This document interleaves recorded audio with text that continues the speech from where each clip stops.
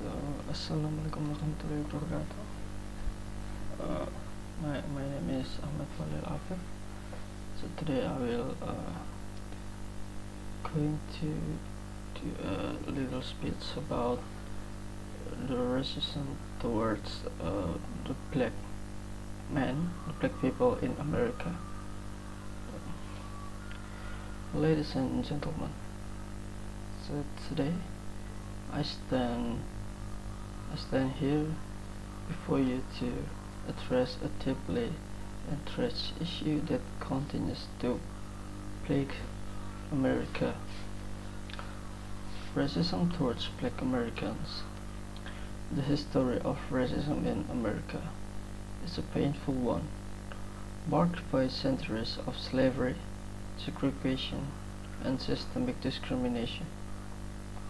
This legacy of inequality has had profound implications on the lives of black Americans, shaping their opportunities, experiences, and outcomes in a society that has often failed to provide them with the justice and equality they deserve. For example, on May 31st, 1921, Tulsa, Oklahoma, became the site of horrific massacre that was shrouded in silence for decades. A white mob descended on the city's prosperous black enclave of Greenwood and proceeded to burn, loot, and kill until scores were dead and 35 city blocks were destroyed. 100 years later, Tulsa is still reckoning with this violent history. As it does, Americans across the country face another truth. The truth is Tulsa wasn't alone. Between the end of the Civil War and the 1940s, the destruction seen in Tulsa happened in various ways to communities of color across the country. These acts of racial violence became the roots of generational wealth, shaping the nation and its inequities in ways we still see today. In this modern era, there is one has it like Black Lives Matter. So what is the Black Lives Matter? Black Lives Matter is a phrase and notably a hashtag used to highlight racism, discrimination, and inequality experiences by black people. So it's just grew in the US after high-profile killings by the police towards black men, but it has also been used in the UK and elsewhere. Supporters point to the fact that black people are much more likely to be shot by police in the US. They say that in the US and many other countries, they also suffer many other forms of discrimination. The slogan was widely used after the death of Trayvon Martin in Florida in 2012. The unarmed black 70 years old was shot by neighborhood watch volunteer George Zimmerman. Support grew following other police killings, including Eric Garner, who died in a chokehold, and Michael Brown, who was killed by an officer who said he acted in self-defense. In the summer of 2020, George Floyd, an unarmed black man, was murdered by a police officer who knelt on his neck. So why many police and citizens of America is racist toward black men of America in America? So basically it is because they already stereotype that the black people is the main character or pelaku of crime, like they're stealing and doesn't deserve the facilitation and study like white people normally do in America. So the implications of racism towards black Americans are vast and enduring. It manifests in disparities in education, employment, healthcare, housing, and the criminal justice system,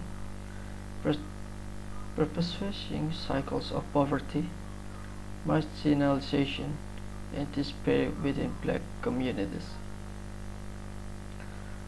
Racism not only robs individuals of their potential and opportunities but also weakens the social fabric of American nation, dividing them along racial lines and impeding our collective progress toward more just and equitable society.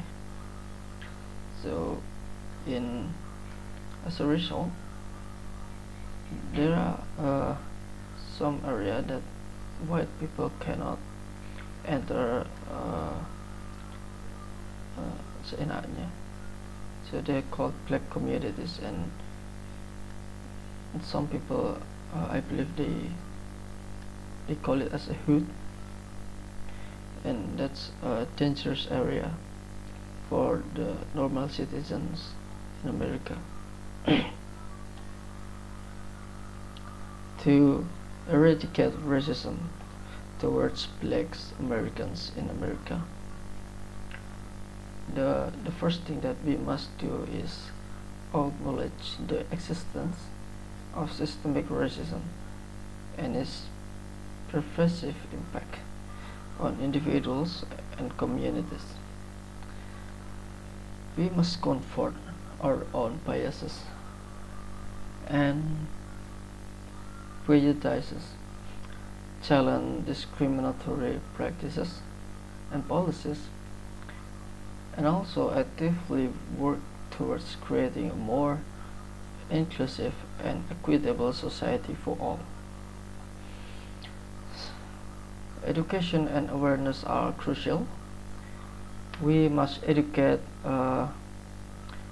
ourselves and American citizens about the history of racism in America. Listen to the voices of black Americans and amplify their stories and experience to foster empathy and understanding.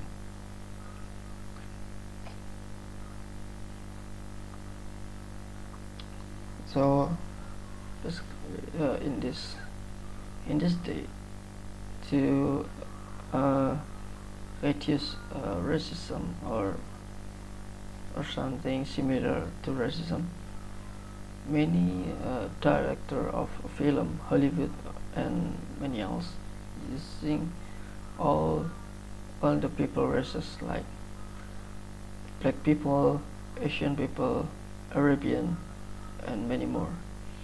So, because in this day is racism is a serious crime. You can be get somasi in Indonesia, or maybe a social charge or hukuman sosial in, and that's not good for us, and it's good to us to menghargai all the races in the world. So, in my opinion, to combat racism towards black Americans are rooted in a commitment to justice, equity, and solidarity. We must advocate for policies that promote racial equality, dismantle systemic barriers to opportunity, and ensure that all individuals are treated with fairness and dignity, regardless of their race and skin color.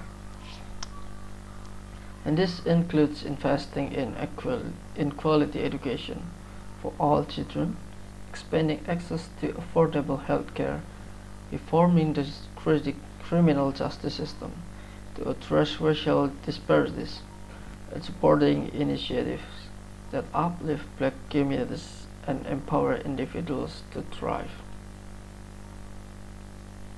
So, in conclusion, eradicating racism towards black Americans is a moral imperative that requires collective action, empathy, and courage.